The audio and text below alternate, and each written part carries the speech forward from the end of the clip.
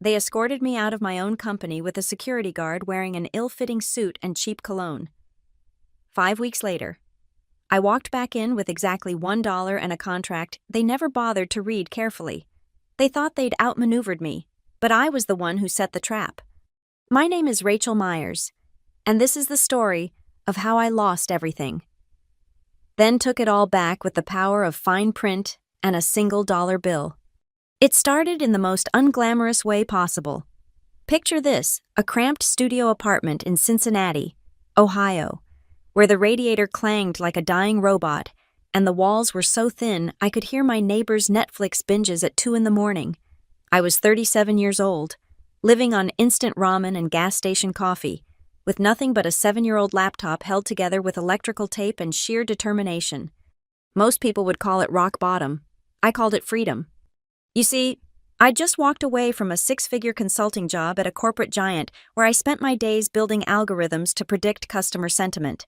The work was soul-crushing endless meetings about meetings, presentations about presentations, and executives who thought innovation meant adding more buzzwords to their LinkedIn profiles. But it paid the bills and kept me comfortable in my ignorance. Then one Tuesday morning, my algorithm caught something the executives missed entirely. A social media trend analysis revealed that their latest product launch was about to trigger a customer backlash worth potentially $3 billion in lost revenue. The data was crystal clear. Negative sentiment was snowballing across 17 different platforms, with specific trigger phrases appearing in clusters that predicted viral outrage within 48 hours. I rushed to my manager with the findings. He glanced at my presentation for exactly 37 seconds before dismissing it as statistical noise. 2 days later, the story broke on Twitter. By the following Monday, congressional hearings were being scheduled. The company survived, barely.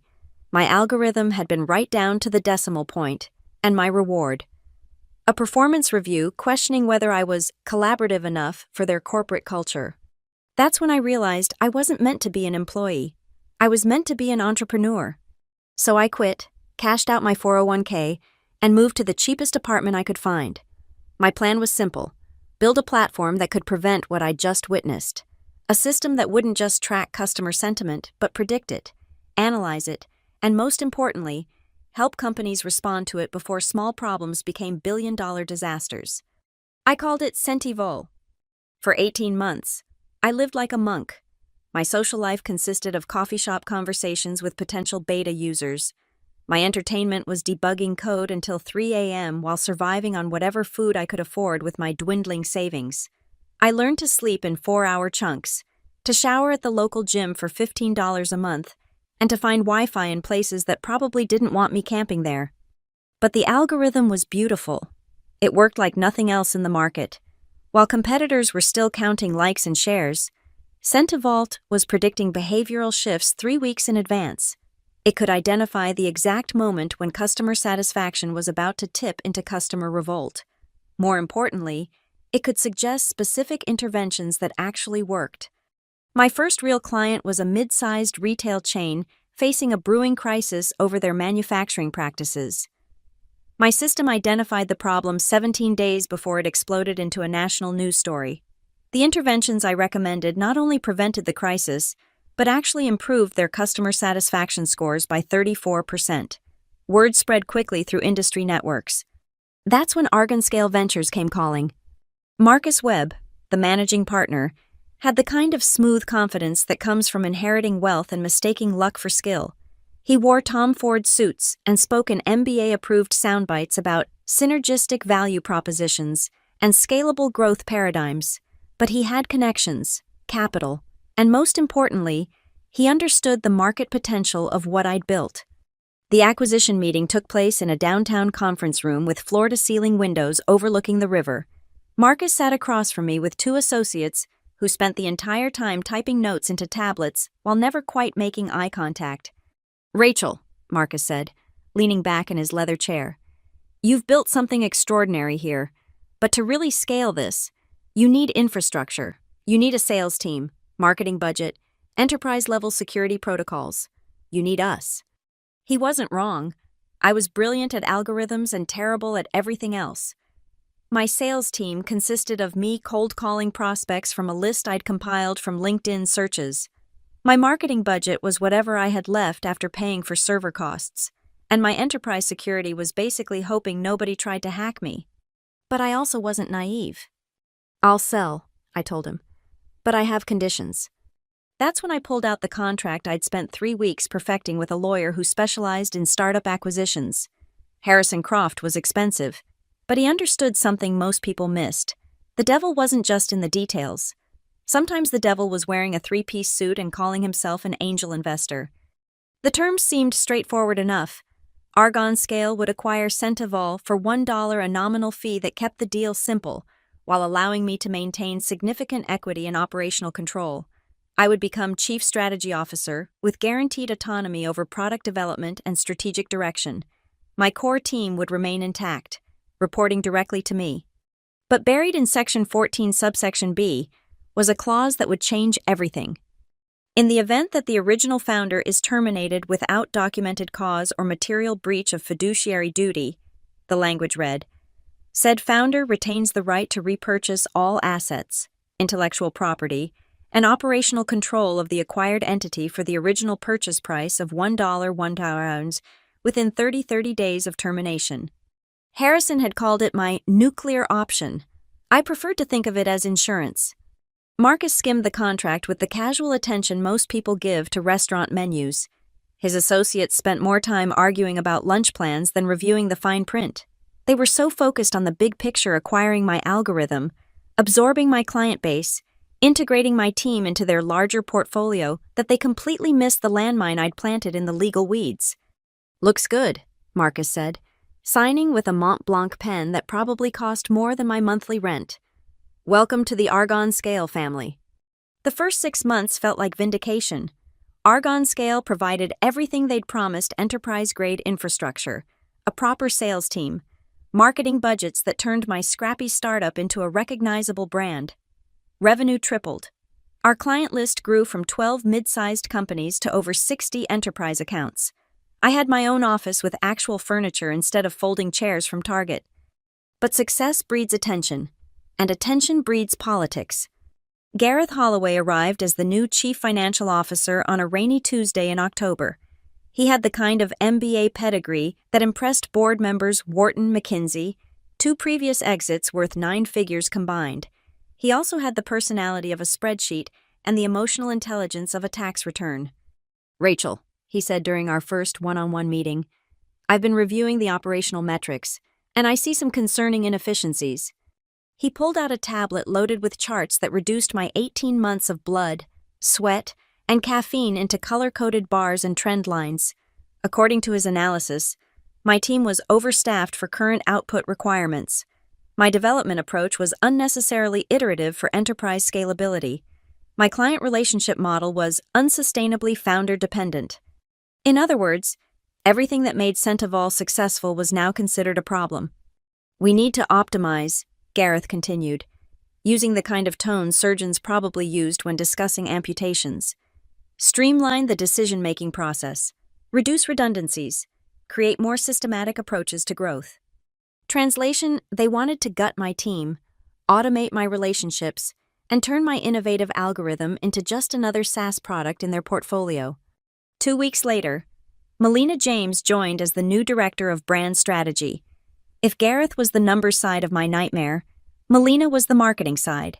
She had worked at 3 different Fortune 500 companies, survived 2 major reorganizations, and spoke exclusively in corporate buzzwords that meant absolutely nothing. "We're going to revolutionize the Centivault brand experience," she announced during her first all-hands meeting. "Create synergistic touchpoints that amplify our authentic narrative while optimizing stakeholder engagement across all verticals." I watched my team's faces during that presentation. These were engineers and data scientists who'd spent months perfecting algorithms that could predict customer behavior with surgical precision. They were being told their work needed more authentic narrative optimization. Kevin Martinez, my lead engineer, caught my eye and mouthed the word "help." The changes started small. Melina redesigned our logo, replacing the clean-chip professional typeface I'd chosen with something that looked like it belonged on a craft beer label. She hired a consultant to develop a brand mascot, a cartoonish robot named Optimo, who appeared in all our marketing materials wearing a tie and giving thumbs up. Optimo represents the optimized future of customer intelligence. Melina explained during a presentation that lasted 47 minutes and contained exactly 0 useful information. He's approachable but professional, innovative but trustworthy, cutting edge but accessible. He was also the stupidest thing I'd ever seen. But the mascot was just the beginning. Gareth's optimization meant laying off half my original team and replacing them with contractors who'd never worked with sentiment analysis before. My weekly one-on-ones with key clients were replaced with systematic touchpoint protocols managed by the sales team. The elegant simplicity of my algorithm was buried under layers of enterprise features that nobody asked for and fewer people needed. The worst part was watching my company culture get systematically destroyed. We used to have standing meetings every Tuesday where anyone could propose improvements to the algorithm. Those were replaced with structured feedback sessions, where ideas had to be submitted through proper channels and reviewed by committee. Our Friday afternoon team celebrations, where we'd order pizza and demo, whatever we'd built that week became monthly stakeholder alignment sessions in conference rooms with catered sandwiches and PowerPoint presentations. I raised my concerns during executive meetings, but my voice was increasingly outnumbered. Marcus listened politely, then reminded me that growth requires change, and change requires trust in the process. Gareth showed me charts proving that our optimizations were improving efficiency metrics. Melina talked about brand cohesion and market positioning until my head hurt. Meanwhile, the actual metrics that mattered, client satisfaction, algorithm accuracy, employee retention, were quietly declining.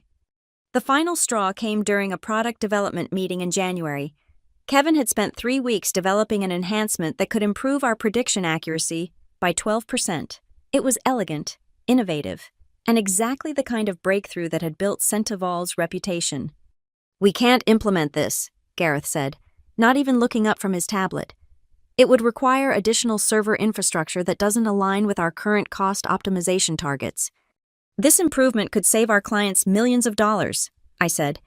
"The infrastructure cost would pay for itself in 6 months." "That's not how we evaluate ROI in the current strategic framework," he replied. "We need to focus on scalable solutions that demonstrate immediate value to stakeholders." I looked around the room. My team was staring at their hands. The executives were nodding along with Gareth's corporate gibberish. Nobody was talking about the actual value we created for actual clients solving actual problems. That's when I realized they'd already decided I was the problem. The signs became obvious once I knew what to look for. Meetings would be rescheduled without notice, usually to times when I was already committed elsewhere. My access to certain Slack channels quietly disappeared. Email threads about major decisions would somehow forget to include me. My assistant, who'd been with me since the beginning, was reassigned to support broader executive needs. I started keeping notes, screenshots of changed meeting times, records of decisions made without my input, documentation of every time my strategic recommendations were ignored in favor of systematic optimization. I also quietly reached out to Harrison, my lawyer. "They're positioning to remove you," he confirmed after reviewing the evidence I'd compiled. "Classic power play. Make you irrelevant, then make you gone." "Can they do that legally?" Harrison smiled, the kind of smile that made me remember why I'd paid his expensive hourly rate. "They can try, but they'd have to prove cause, which means documenting material breach of duty or gross negligence. Based on what you've shown me, they're planning to argue strategic disagreement." "Is that grounds for termination?" "Not under the contract you signed, which means they'll be triggering Section 14B. I went home that night and did something I hadn't done in months. I read my own contract. Every word, every clause, every seemingly innocuous bit of legal language that most people would skip over. I wanted to make sure I understood exactly what was about to happen. Then I wrote a check for $1 and put it in a blank envelope. I kept it in my desk drawer, waiting. The termination meeting was scheduled for 4:30 p.m. on a Thursday. Classic corporate timing, late enough to avoid disrupting the business day, early enough to prevent me from making any calls before the weekend. They probably thought I'd spend Saturday and Sunday in emotional turmoil, making it easier to negotiate a quiet exit. They underestimated me. Melina and Gareth were waiting in the conference room with someone from HR whose name I never learned. Marcus joined by video call from what looked like a golf resort in Scottsdale. The setup was designed to feel collaborative rather than confrontational, water glasses instead of coffee. A box of tissues strategically placed on the side table. Concerned expressions all around. "Rachel," Melina began, "we want to start by acknowledging everything you've contributed to Centivault's success. You built something truly innovative, and we're grateful for your vision and dedication. Translation, we're about to fire you, but we want to feel good about ourselves while doing it. However," Gareth continued, "we've reached a point where the company's strategic direction requires different leadership approaches. We've decided to move forward with a new organizational structure that better aligns with our growth objectives. Translation, you're fired, but we're too cowardly to say it directly." I let them finish their prepared speeches about transition periods and consulting opportunities and maintaining positive relationships for the good of everyone involved. I nodded politely when they assured me this was nothing personal, just business. I even accepted the tissue that Melina pushed across the table when she mentioned how difficult this must be for me. Then I stood up, shook everyone's hand, and walked out of the building I'd called home for almost 3 years. But I didn't go home to cry into a pint of ice cream. Instead, I drove straight to the post office and mailed the envelope I'd been keeping in my desk drawer. Inside was my dollar check and a formal letter invoking Section 14B of my acquisition contract, along with a demand for full asset transfer within the 30-day window specified in the agreement. The legal language was simple but devastating. Pursuant to Section 14 subsection B of the acquisition agreement dated March 15th, the undersigned exercises the right to repurchase all assets, intellectual property, and operational control of Centivault for the sum of $1. This repurchase is triggered by termination without documented cause, as defined in Section 3 subsection A of said agreement. I sent copies to Marcus, Gareth, Melina, the HR department, and Argon Scale's legal team. Then I went home, ordered Chinese food, and waited for my phone to start ringing. It took exactly 18 hours. Marcus called first, his golf resort confidence replaced by barely controlled panic. "Rachel, we need to talk about this letter you sent. I think there's been some misunderstanding about the termination process." "No misunderstanding," I said calmly. "I was terminated without cause, which triggers my repurchase option. I'm exercising that option." "But this is just a technicality. We can work something out that makes sense for everyone." "The contract makes sense for me. I'll be expecting the asset transfer documents by close of business tomorrow." The next call came from Argon Scale's legal team, trying to argue that my termination was for strategic reasons rather than no cause at all. Unfortunately for them, strategic disagreement isn't listed as valid cause in the contract they'd signed. Harrison had made sure of that. By the end of the week, their tune had changed from denial to negotiation. They offered to reverse the termination. They offered consulting contracts worth more than my previous salary. They offered to buy me out of the repurchase option for amounts that started at 6 figures and quickly climbed towards 7. I turned them all down. You see, this was never about money. It was about something much more valuable, proving that intelligence beats arrogance. Preparation beats improvisation. And sometimes the quiet woman with the detailed contract is the smartest person in the room. The media caught wind of the story within days. Startup founder buys back company for $1. After being fired by investors, appeared on TechCrunch first, followed by similar stories in Forbes, Inc., and the Wall Street Journal. The narrative was irresistible: David versus Goliath. Except David was a woman with a law degree, and Goliath was a bunch of MBA-wielding executives who couldn't be bothered to read their own contracts. But the real fireworks started when my clients learned what had happened. I didn't have to call them. They called me. "Rachel," said Janet Morrison, CTO of one of our largest accounts, "we just read about what happened with Argon Scale. Are you okay?" "I'm fine, Janet. Actually, I'm better than fine." "Good, because we want to keep working with you, not them. How do we make sure our contract follows you to whatever you're doing next?" By Monday morning, I had similar calls from 8 different clients representing about 60% of Centivault's revenue. They weren't just expressing support, they were actively demanding to terminate their relationships with Argon Scale and work with me directly. The exodus wasn't limited to clients. Kevin Martinez called Tuesday afternoon. "Boss?" He said he'd never stopped calling me that. "I heard you're starting fresh. Got room for a lead engineer who's tired of optimizing synergistic paradigms." By Wednesday, I had calls from Sarah Kim, product manager, David Torres, senior developer, Lisa Zhang, client success, and Jennifer Rodriguez, operations. My entire original team wanted back in. Even some people who'd never worked for me but had heard about the contract coup were sending resumes. The best part was watching Argon Scale's response unfold in real time. Gareth tried to maintain control by sending company-wide emails about staying focused on core objectives during periods of transition. Melina launched a social media campaign about authentic leadership during challenging times that backfired spectacularly when people started sharing screenshots of Optimo the robot mascot alongside news articles about the acquisition reversal. Her LinkedIn post was particularly memorable. Sometimes the most difficult moments reveal our true character. At Argon Scale, we're committed to building bridges, fostering collaboration, and creating win-win outcomes for all stakeholders. Growth requires courage, and courage requires authentic leadership in the face of adversity. The comments section became a masterclass in professional savagery.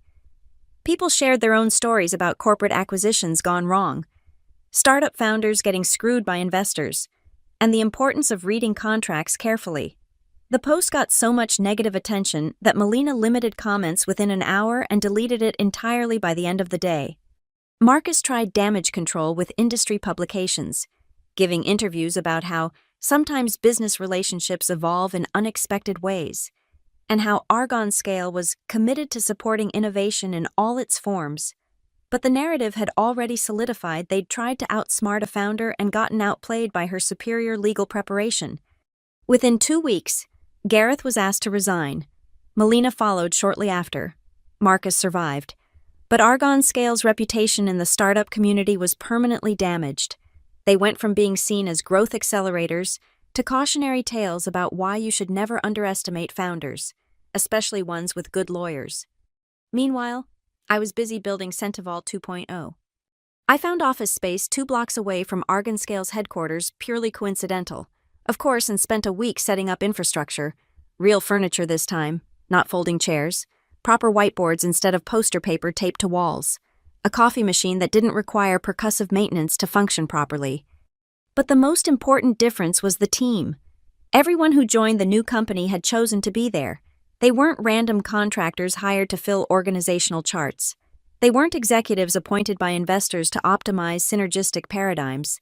They were people who understood that building something worthwhile required more than buzzwords and business school frameworks. Our first team meeting felt like a reunion crossed with a war council.